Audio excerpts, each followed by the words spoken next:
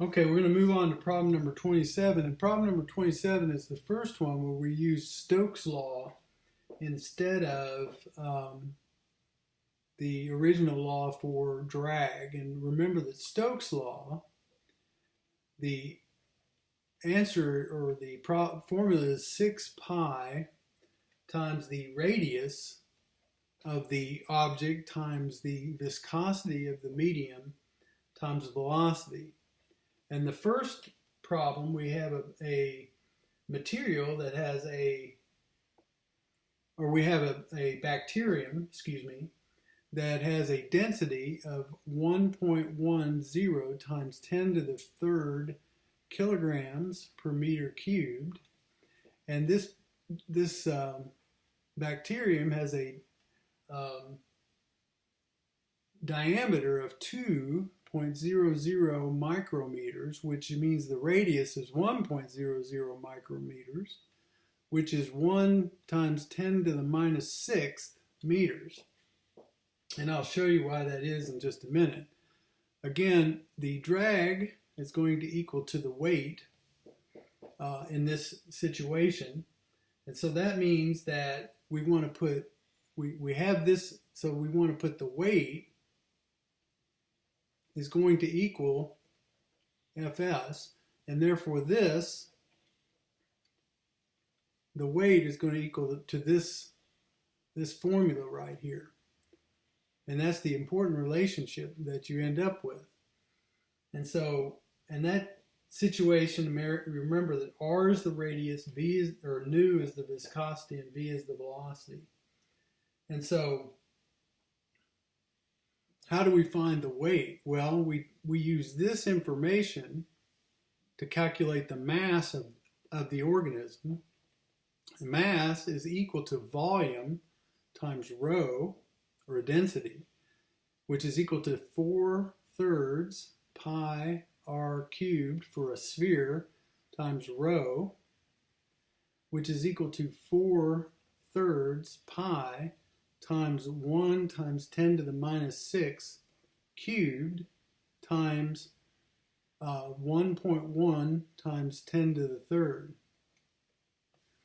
And if we do that, we end up with a mass of 4.61 times 10 to the minus 15 kilograms. And if we multiply that by 9.8, we end up with a weight, which we're going to put over here, of 4.52 times 10 to the minus 15 newtons. And actually, that should be 14. Sorry. And that is what we're going to put in over here. So we have 4.52 times 10 to the minus 14 is equal to 6 pi times the radius, which is 1 times 10 to the minus 6, times viscosity. And the viscosity of the material, you have to look this up, it's 1.05 times 10 to the minus 3 V. And then if you rearrange all this for V ends up being 2.28 times 10 to the minus 6 meters per second. 2.28 times 10 to the minus 6 meters per second. Number 28 is a very similar calculation. What we're looking for here is nu, or the viscosity. And what the problem says is that they use spherical balls that have a density of 7.8 times 10 to the 3 kilograms per meter cubed. And they drop these balls that also have a diameter of 3.0 millimeters, which is a radius of 1.5 millimeters, which is equal to 1.5 times 10 to the minus 3 meters. Notice how I change all these to meters and kilograms so that we're working in the proper units. And it takes 12 seconds to travel 0.6 meters. And so you can calculate the velocity is 0.6 over 12, which is 0.05 meters per second. Now we've got our formula here. We want to rearrange this formula to find nu, so that's going to equal Fs divided by 6 pi RV. And so, again, we use these numbers. We have a sphere, so the mass is going to equal to the volume times the density. The mass is going to equal 4/3 pi times r cubed, and r is 1.5 times 10 to the minus 3 cubed, times the density, which is 7.8 times 10 to the third. And we end up with a mass of 1.10 times 10 to the minus 4 kilograms. And if we multiply that by 9.8, then we get a weight of 1.08 times 10 to the minus 3 newtons, and that's going to equal Fs.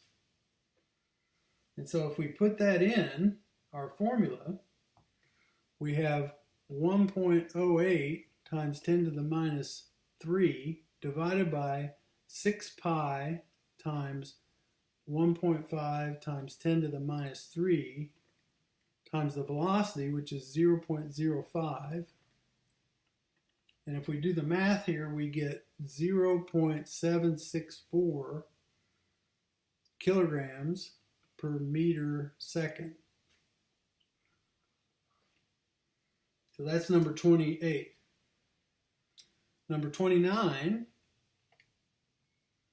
Now, with number 29, we start talking about compression or lengthening and Young's modulus and shear modulus. So let's write down that formula that we're going to need. For the first few, we're going to be talking about parallel. So we're going to be talking about Young's modulus, which is 1 over y f over a times the original length, 0. And the first has an original length of 3.5 centimeters, or 0.035 meters. I'm sorry, 35 centimeters. I've got the decimal wrong here. So let's take that 0 out. 0.35 meters. The radius is equal to 1.5 centimeters, 1.8 centimeters, which is equal to 0.018 meters. And the mass is equal to 60 kilograms. The cross-sectional area has to be calculated from the radius.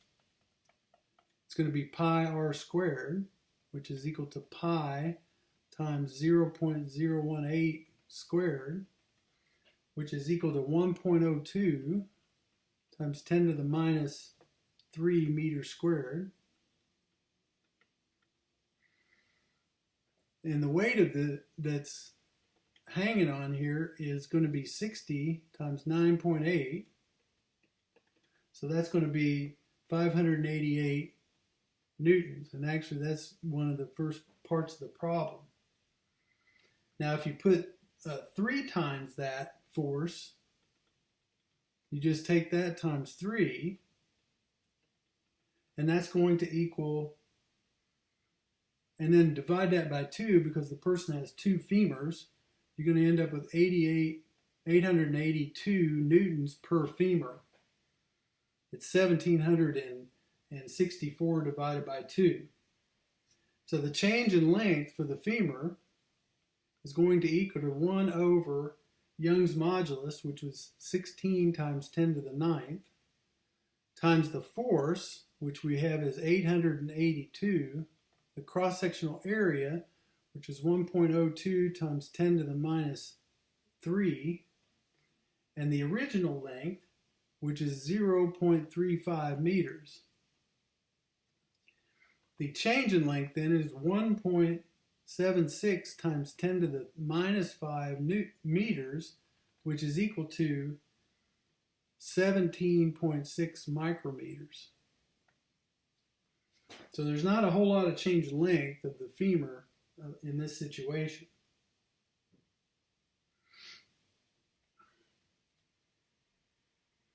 Number 31 is a very similar problem using the same equation. In this case, Young's modulus is equal to 1 times 10 to the 9th. The force is 4.0 newtons. The radius is 0.25 millimeters, which is 2.5 times 10 to the minus 4 meters. And if you do the area calculation from that, which is pi r squared, using this radius, to calculate the cross-sectional area, you would put in pi times the radius squared, and you would get 1.96 times 10 to the minus 4 meters squared. So now that you can use delta L is going to equal 1 over 1 times 10 to the 9th. The force is 4 newtons divided by 1.96 times 10 to the minus 7. And the original length is 60 millimeters, or 6 times 10 to the minus 2 meters.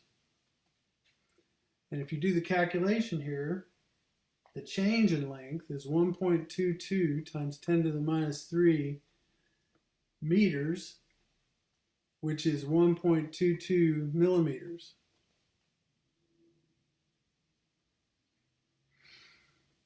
Number 32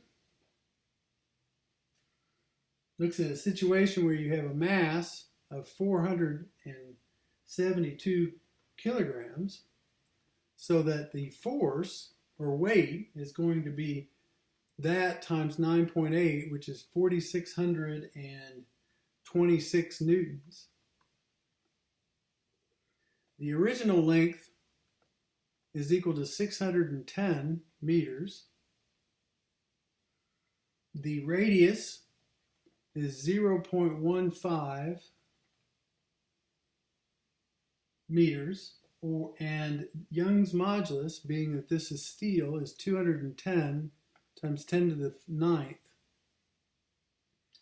From this radius, you can calculate an area of 7.07 times 10 to the minus 2 meters squared. And so delta L is going to equal 1 over 210 times 10 to the 9th times 4,626 over 7.07 times 10 to the minus 2 times 610. And that's going to equal 1.9 times 10 to the minus 4 meters, or 0.19 millimeters for a change. The next problem looks at a very similar situation where you're adding pipes to a drill, and you want to see how long this last pipe that was put in, how much it will lengthen. Its length is 6 meters. The diameter of the pipe is 5 centimeters, and so its radius is 2.5 centimeters, which is 0.025 meters. And the Young's modulus again is 210 times 10 to the 9th. From this, we can calculate a cross-sectional area of 1.96 times 10 to the minus 3 meters squared.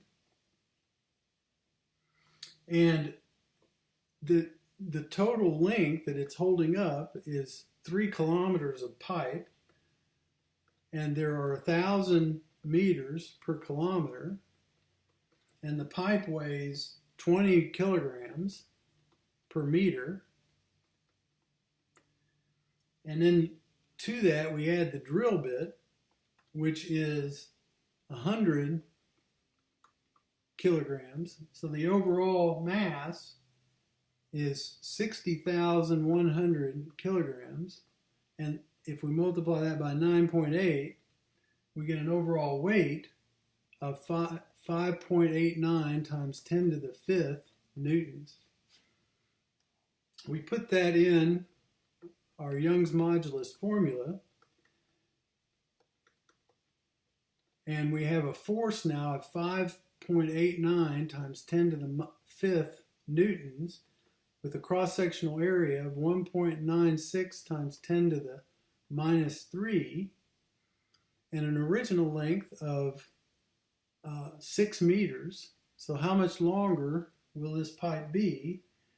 It works out that this pipe will lengthen by 8.59 times 10 to the minus 3 meters, or 8.59 millimeters.